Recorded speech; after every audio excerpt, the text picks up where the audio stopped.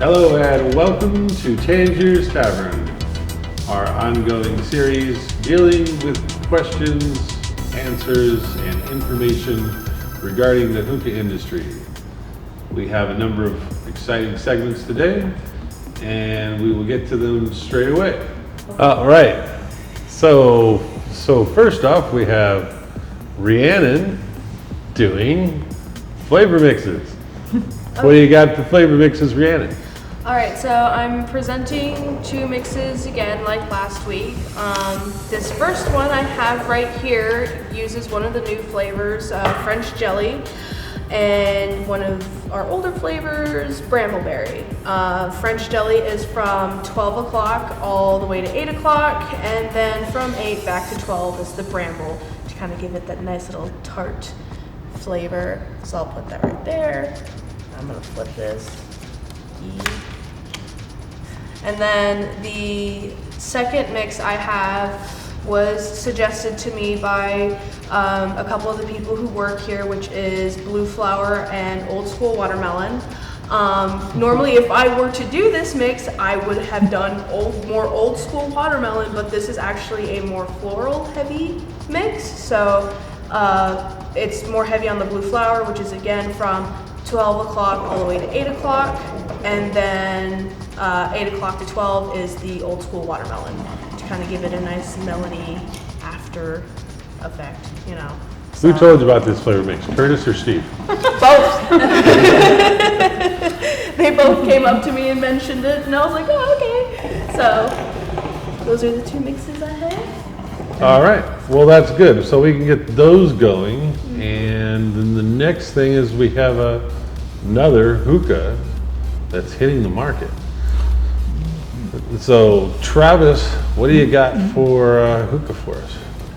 All right, so today I will be spotlighting the Saocca by HookahJohn.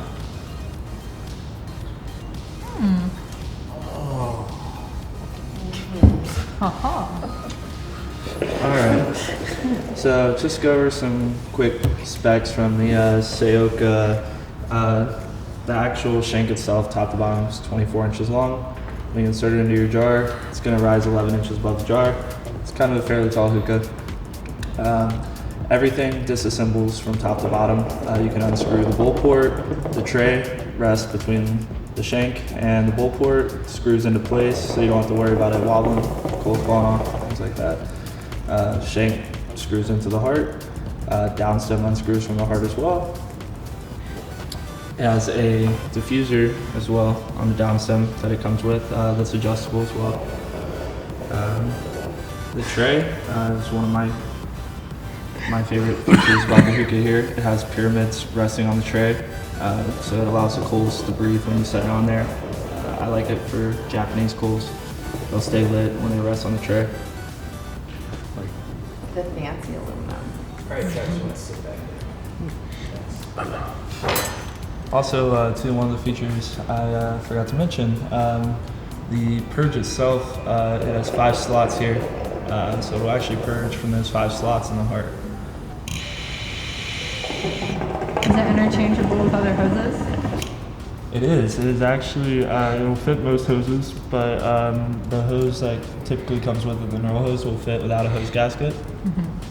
But other hoses, as long as you have a hose gasket handy, like this Moses hose I have over here, that we'll be spotlighting today as well, will fit into it.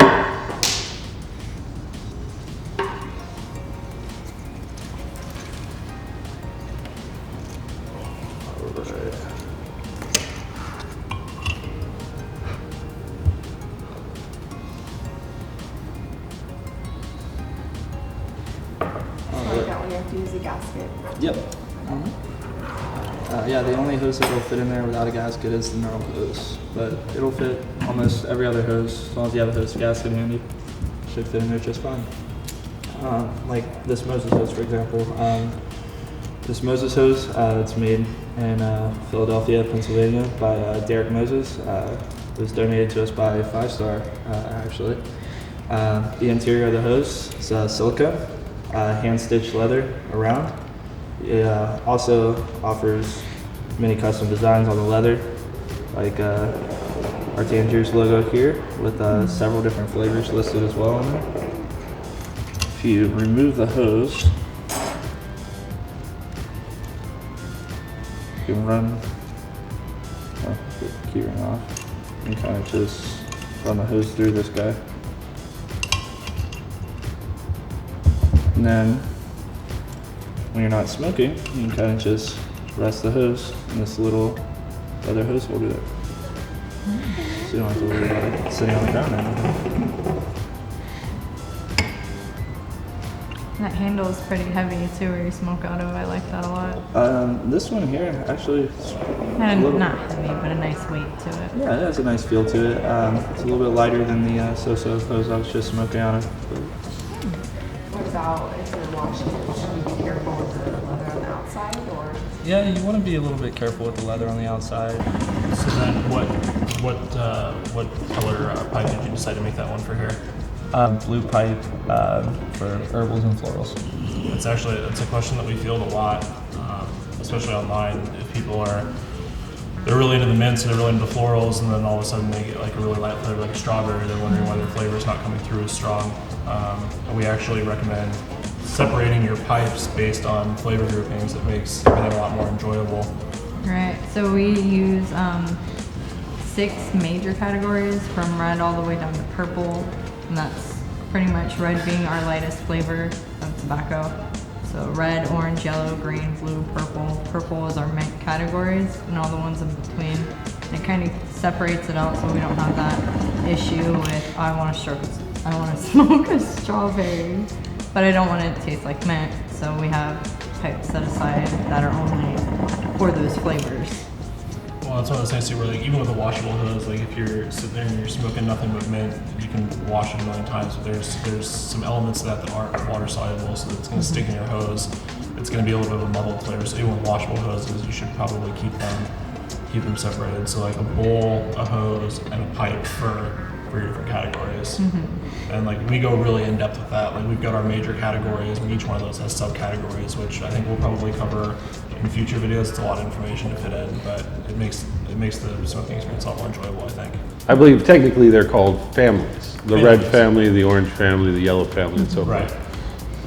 And then the flavors, we've grouped flavors so that they have, the component flavors themselves match well with each other within each family. So, if you take, say, orange and black, which is for pitted fruits, cherries and peaches as an example, those two flavors will mix, they don't clash with each other too much. So you can use that as kind of like a rough road guide for mixing if you want something a bit different. If you're pulling a couple from the same color category, they're probably, or family, they're probably going to go well together. At least it's a good starting point for some mixes and stuff like that. All right, so what we got going now is we have a special treat. We're going to be having a phone interview with one Shaunn Collier of Smoker Pass. Hello, we're looking for the world-noted hookah reviewer Shaunn Collier. Yeah, what's going on, Cody?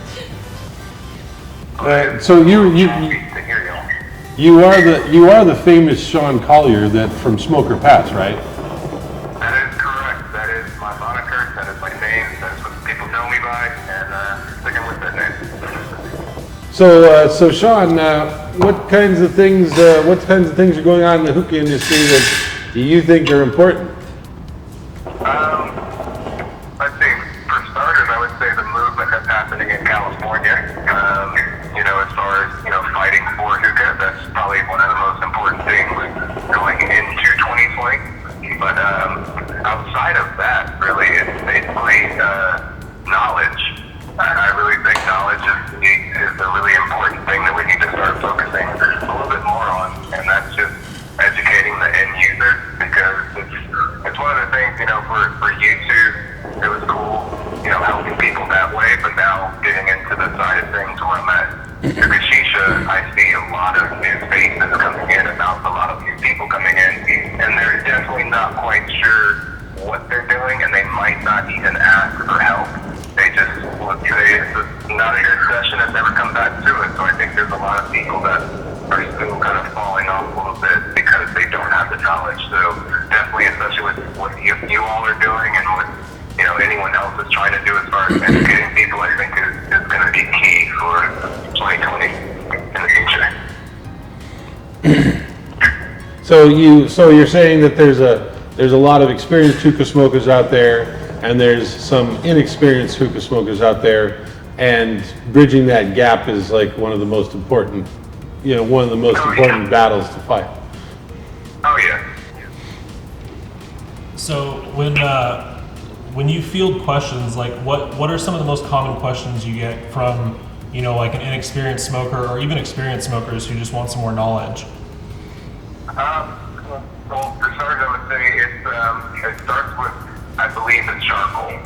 Charcoal is one of those things where, as a beginner smoker, it's just the thing that creates smoke. It's the heat that you need on the bowl, and that's that. When you take it a step further, it's choosing the good charcoal for you, like a natural charcoal or Tangiers charcoal. Here's your plug right there.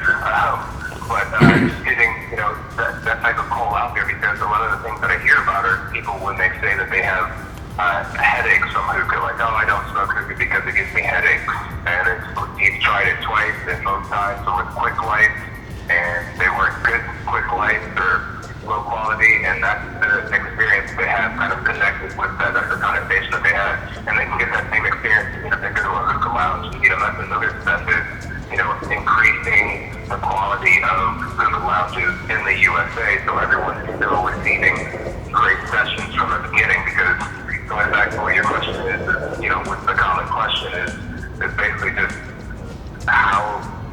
Well, I guess it's kind of a two-type question, but I've had hookah before, it gives me a headache, or I've had hookah and it has a weird taste, or it tastes burny, or something like that. And it's really going to the charcoal and then the bowl preparation, which are two things that can be taught very easily. But yeah, if you have a stinky charcoal or bad charcoal, you're ruining the session. You're not taking care of your tobacco. It's not going to be good time. So, I'm doing flavor mixes and everything for the program. Are there any flavor mixes that you like to do with Tangiers that don't involve cane mint? Oh, okay. Right off the bat, Tropical Revenge and Melon Blend. That was one that stuck with me once Tropical Revenge came out. And I don't really use a lot of Melon Blend. I would say, I like the way that you describe your bowls in the videos, the 12 to 9 or 12 to 6. I've never heard a bowl mix described that way, so I really enjoy that. So if I were to say, using your style, I would say it is 12 to 7 on Tropical Revenge, and then 7 to 12 Mountain Blend. Did I say that right? Is that how I hear? Yeah, and I know that you have an email I can submit mixes to, correct? Yes. Absolutely. Yes, you do. Okay. I might have to hit you up with a few more mixes after this. All right, so you got any final words for us, Mr. Collier? Let's see. Final word. Keep doing what y'all are doing. I'm definitely loving this Tangiers Tavern. I like the round table concept, and number one, I'm glad that you guys gave me a buzz, gave me a ring to be included on something like this. But definitely just like I said from the beginning, putting information out there, and I am definitely excited to help you all with anything that you all need, and maybe we can link up and I can get you guys on a blog on HookahJohn as well, and we can just keep putting this information out there. So for you all of the team, Jeff, Travis, Selena, Brianna, Alana, Lauren, and Nick, and Eric, you all keep rocking. All right. Well, we've had Shaunn Collier, noted hookah reviewer throughout the world, with us on Tangiers Tavern today. Thanks much, Shaunn. You're very welcome. Thank you. All right. Have a good day, buddy. You too. Bye. moving right along, how did the flavor mixes go today? So how about I flip this over and we talk about it. So the first one is the French jelly and brambleberry. That one was sweeter than I thought it was going to turn out to be. Actually, I liked it. It didn't taste like anything. It was just generic fruity. Didn't have any distinct flavor to it. It was very sweet. It had the tutti fruity flavor thing going on. Bubble gum. Bubble gum. Maybe that's why I liked it. I don't. Too many flavors become bubble gummy. Yeah, it wasn't my favorite. Huh? It wasn't my favorite. Both of them weren't my favorite. Too sweet. I'm just looking at it right now, and for me, it just tastes like it's too many things going on at once. So it just kind of all became one thing. And you don't know what that one thing is. No. It's just sweet. Yeah. So, and then the second one is the blue flower and old school watermelon, more blue flower rather than the old school. So, how do everyone feel about that one? I didn't think that one was bad. I think that the blue flower has a very distinct flavor. So nothing that I had really tried before. So I think it was definitely interesting and kept smoking it. It tasted like what I would expect Steve or Curtis's pipe to taste like. It tasted like lavender overwhelmingly to me. Out of the blue flower. That's what I got out of it. Well, at any rate, so your first one was French jelly and brambleberry. Well, let's see, on a scale of 1 to 10, I guess I have to give that a... Oh, it's not good. It's bubblegum, man. It's like 2. Yeah, it's a 2. That's down there with the cocoa orange soda mix. Yeah. You're right, it is.